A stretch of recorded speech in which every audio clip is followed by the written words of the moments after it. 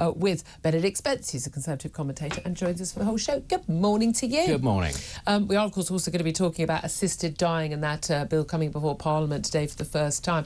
Obviously, rather a more serious topic than, well, some would say a more serious topic than football. Of course, a lot of people think football they're is about the same, more important than life and death. That is true. Not to be glib about it. Football's just more drawn out form of assisted dying. It's more painful. Yes, exactly. We're not trying to be glib about such an important subject. We just are being. Let's talk about 40 billion quid. I mean, when they talked about a painful budget ahead, and we know it is the normal thing, you pay for everyone who gets elected, they promise in their manifestos, oh, you know, we're not going to do awful things. No, really, we're not. Here are a couple of tiny things we're going to do, fat on school fees and things like that. But then the first budget of any incoming government is always pretty unpleasant, simply because they want to do the unpleasant stuff early on, and then apparently we will miraculously forget about it 4 years later or 5 years later at the next election. But, I mean, this national insurance hike for employers, the hypocrisy on that is, I mean, it's a blatant manifesto breach. And the hypocrisy on this, I'll read out a quote from what Rachel Reeves had to say 2 years ago about this issue. But this £40 billion figure that is basically being touted around, and by all accounts is the figure that they're going to be talking about on budget day in 2 weeks' time. This is basically about, she wants tax rises to fill up some of the coffers, but also she wants to make sure that we don't have real terms cuts in a lot of our public services. Now, that may well be very popular. Polling after polling shows that people want more investment and better public services, and that largely does cost money. However, when you ask people, are you willing to have your taxes go up to pay for it? People want someone else's taxes to go up. But we are looking at the NHS in particular. She wants to, help.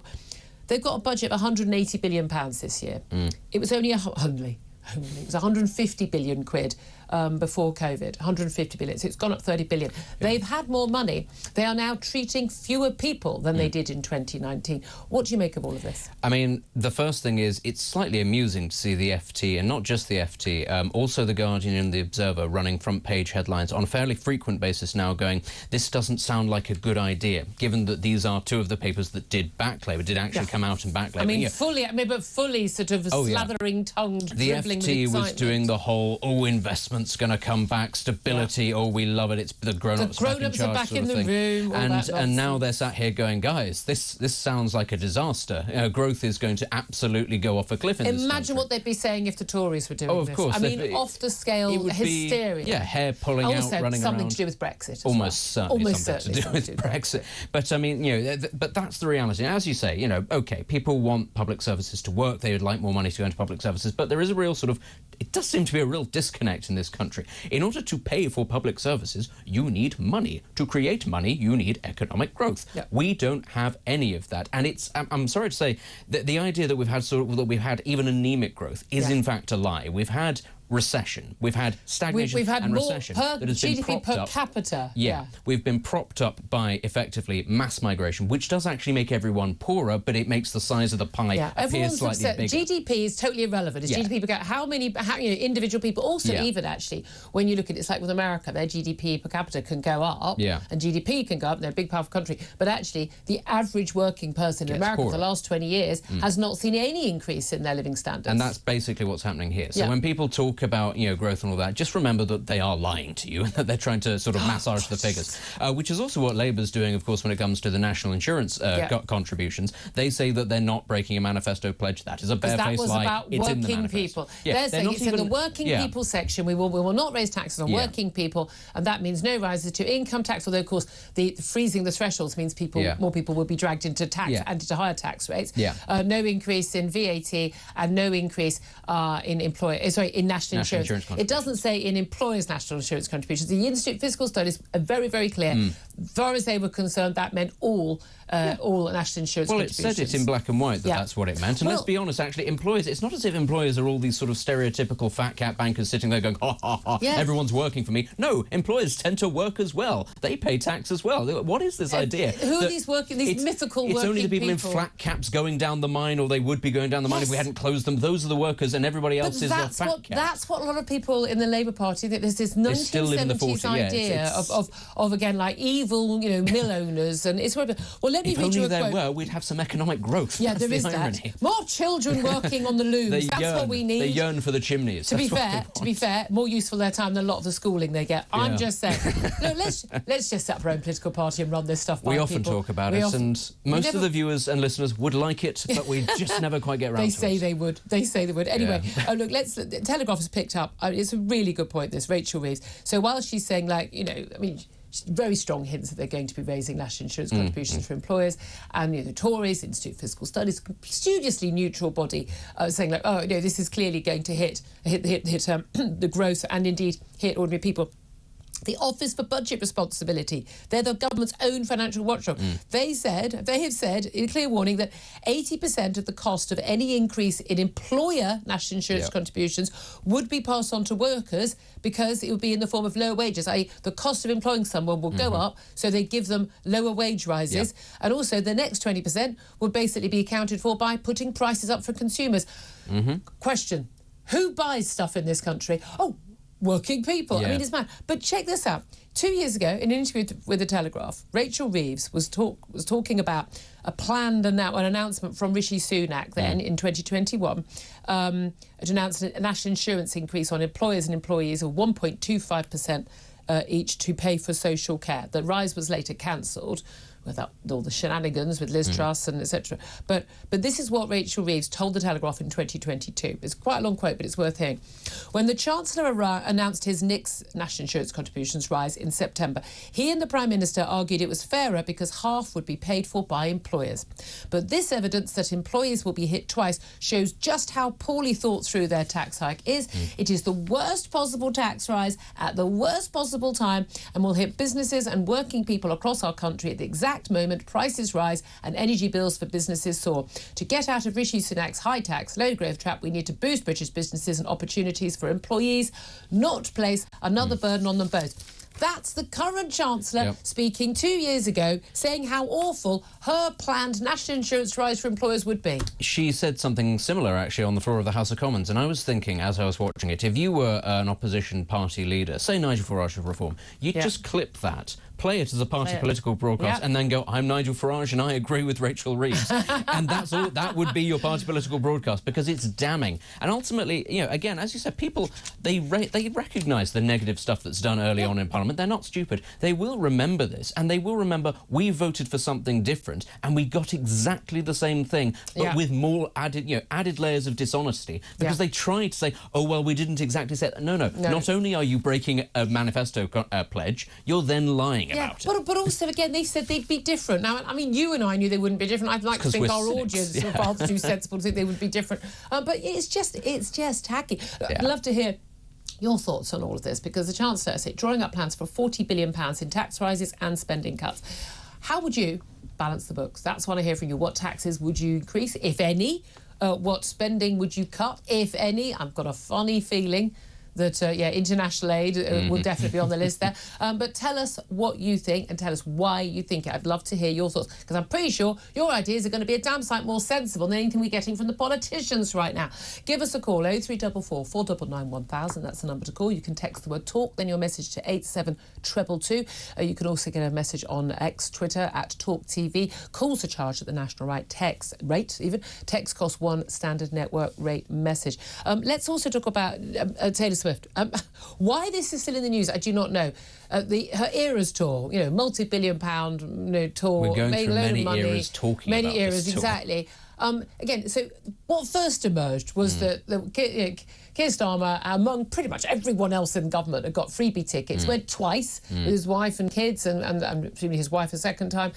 We now know that there's been this whole row over this blue light police escort, VVVIP, not ever given to just someone because they're famous. And threat. There was concern there'd been this very serious terror threat on her concerts in Austria. Concerts had been cancelled there. We're told that the Met Police didn't want to give her a blue light escort. They assessed the risk, didn't believe it was necessary. However, there was then a conversation with Taylor Swift's manager and mother with Sue Gray, the then Chief of Staff. What the hell is Taylor Swift's mum doing, calling up Sue Gray, or the other way round? What a weird setup. I mean, you just started in government. Do you not have better things to do than talk to a pop star's mum, for God's sake? And then suddenly there's interference and the Home Secretary and others pressuring the Met. The Met Police were so unhappy about doing this, they actually went to the Attorney General to say, can you clarify that we're legally covered if we do this, because we don't think it's operationally necessary. So that's already dodgy as hell. And now we're told that Keir Starmer and his wife and kids went backstage and met with Taylor Swift and her mum for 10 minutes, what's called a brush by, just a quick meet and greet. But then they've always refused to answer this question. The thing about this story, it's the news management, their abject failure. Did they not think this would look dodgy? And B, what the hell were they doing this when the country is in such a mess? They're newly elected, and this is what they spend their time doing. It just looks like corruption, and lots of people are saying, oh, it's a nothing story, but actually most people who did not get to go to the Eras tour, didn't have spare, I mean, what, a couple of hundred quid was the cheapest ticket? Well, I would like to ask this question. How on earth can she make money if actually half the seats are filled up with cabinet ministers and their families and everybody else that they know? Because, of course, Sue Gray's son, who is now a Labour MP, also got free tickets worth however many £1,000s to go to this concert. But again, all the conversations about whether or not it was operationally necessary, yes, there were terrorist threats in Austria, but Austria has a much smaller security infrastructure, and they have admitted they were swamped by Russian interference, which is why they took the ball off Islamists. Actually, we're pretty good at being able to deal with both. The Met decided it wasn't necessary. Yeah, they said, actually, we're able to cover this. And also, as was pointed out to me, you don't necessarily want to light up in blue lights a potential terrorist target, because it says to somebody, oh, they're over there. That's what I thought. But here's the other thing as well. For the last year, we have been told by the government we can't interfere in police operational matters when it comes to pro-Palestinian marches, and largely like pro-Hamas marches, and anti-Israel and anti-Jewish marches every other Saturday in this country, organised by groups with close links to Hamas. I mean, I'm sorry, it's so blatant now. They can't interfere with that. No. But you can interfere with a blue light. I mean, it doesn't tally. None of this adds up. I mean, it's just outrageous. But look, I want to also, just before we go to a break, I want to talk about, we're going to talk at greater length about this, obviously, this bill that's being introduced to Parliament today by Kim Leadbeater. She is the MP. It's not going to be voted on for 6 weeks. It's going to be 6 weeks of debate. But this is a bill to allow the terminally ill to end their life, get assisted dying, if 2 doctors and a judge have approved it. And it's only for the terminal ill. You have to have either 6 months or a year left to live, not for people who just feel that their lives are not worth living through health concerns or injury. I'm of the view that MPs, they last voted on this in 2015, massively out of touch. They defeated this by 330 to 118 votes last time round. Public mood has shifted, as Kim Leadbeater says. I think we absolutely need this law. It's happening around the world. Do you agree with it? OK, let's read that again. 2 doctors and a judge.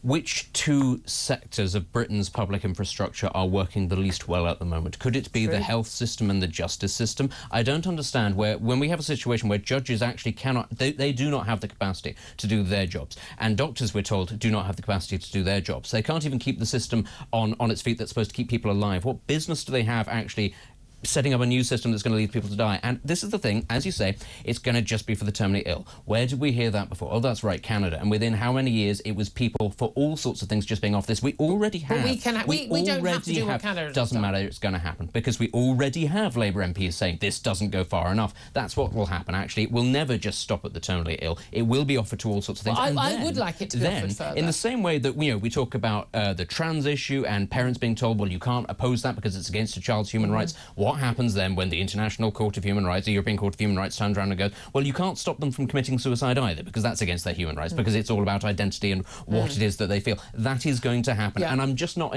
I'm happy to have the moral conversation, actually. I think we need if I thought for a second we had the state capacity to do this and it not go wrong. But I don't trust that. I want so many levels of safeguards that I think... But I've spoken to so many people and family members, and also having a mum who was a GP who, working in geriatric wards, visiting for a couple of years, a care home, and seeing the state of a lot of people, and just saying, you know what?